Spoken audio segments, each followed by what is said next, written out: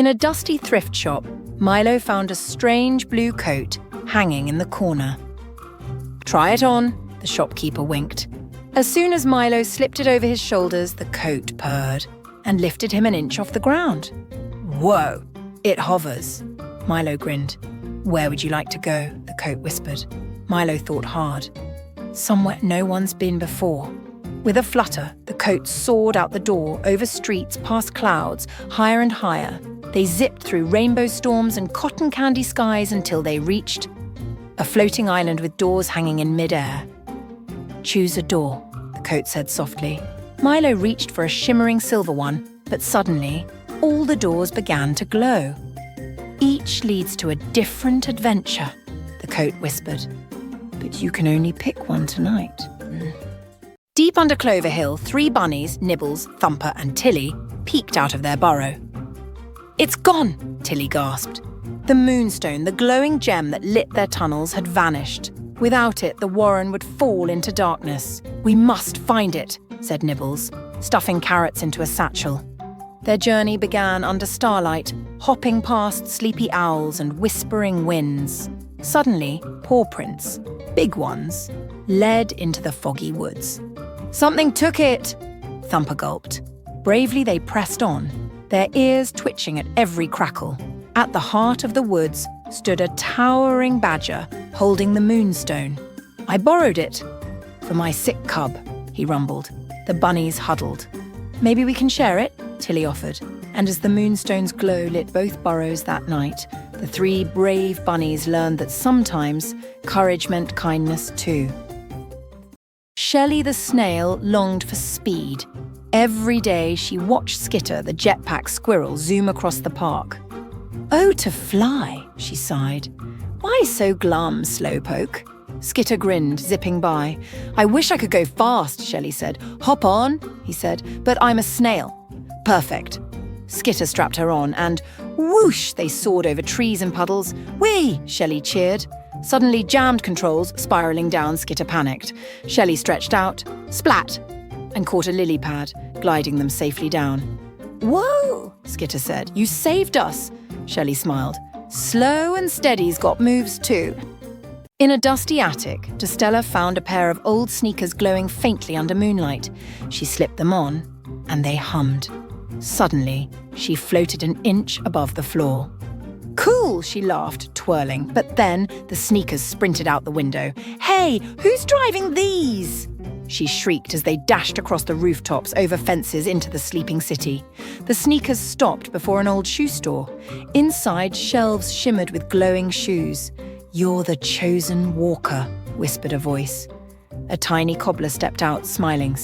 "These sneakers only fit those meant to walk between worlds." Dostella's eyes widened. "Worlds?" The cobbler nodded. "Tonight, we need you." And as the sneakers laced themselves tighter, Dostella stepped forward, ready for an adventure she never imagined. Zeke never liked his backyard. "It's boring," he sighed. But one morning, he spotted a strange vine curling up the fence. It shimmered like soap bubbles. "Weird?" He poked it. And pop! A giant bubble grew from the vine and swallowed him whole. "Whoa!" Zeke floated up, the bubble carrying him over rooftops.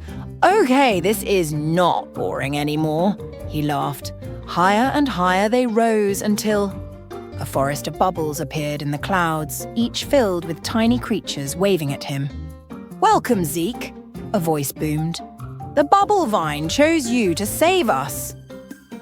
"Save you?" Zeke blinked. But before he could ask more, the bubble began to wobble. "Hold on," the voice cried. "The bubble storm is coming." And with a pop, Glimmerlocks wasn't like other unicorns. Her mane sparkled with tiny stars. "One day, I'll fly to space," she dreamed.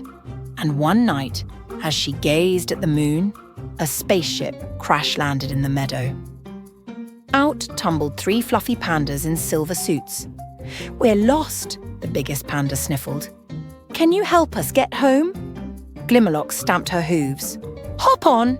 With a burst of magic, her horn glowed bright, and together they soared into the sky, weaving past comets and glowing moons. But then, a shadow loomed. "A space dragon!" gasped a panda. Glimmerlocks narrowed her eyes. "Hold tight!" With a swish of her shining tail, she left a glitter trail so dazzling the dragon blinked in awe, giving them just enough time to zip away. "Thanks, Glimmerlocks!" The pandas cheered as their home planet twinkled ahead. In a dusty thrift shop, Milo found a strange blue coat hanging in the corner. "Try it on," the shopkeeper winked. As soon as Milo slipped it over his shoulders, the coat purred and lifted him an inch off the ground. "Whoa, it hovers," Milo grinned. "Where would you like to go?" the coat whispered. Milo thought hard. "Somewhere no one's been before." With a flutter, the coat soared out the door, over streets, past clouds, higher and higher. They zipped through rainbow storms and cotton candy skies until they reached a floating island with doors hanging in mid-air. "Choose a door," the coat said softly.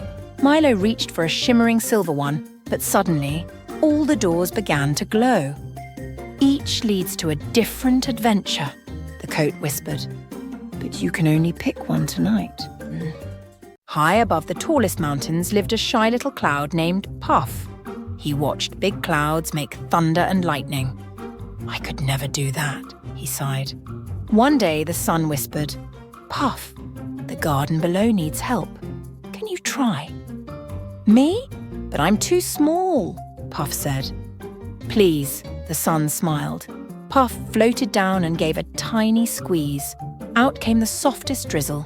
Flowers perked up. Trees sighed in relief. "More, Puff," said the sun, and Puff gave just enough to bring the garden back to life. Back home, the big clouds cheered.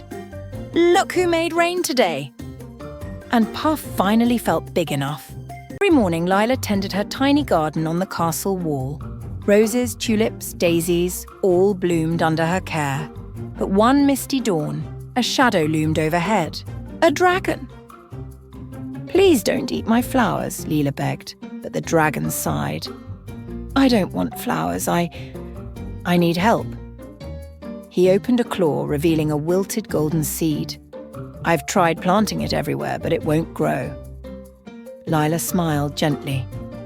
"Let's try together." They dug a small patch in her garden, watered it, and waited. Days passed. Then, sprout. A golden vine shot up, wrapping around the castle. "It needed kindness," Lila said softly. The dragon beamed. "And now I'll guard your garden, always."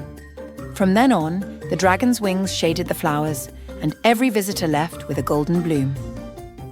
Far beyond the hills stood the spiral tower, twisting high into the clouds. No one dared climb it, except Starzl. "Inside is a wish," she whispered, clutching her lantern. As she stepped inside, the staircase shimmered and shifted under her feet.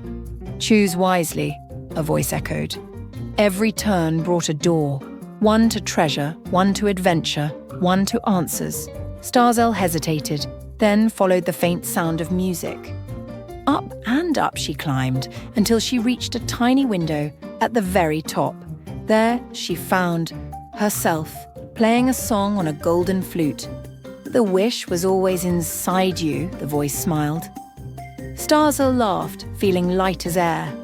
As she played, the tower's walls unfolded into bridges of light, leading to dreams she never dared imagine.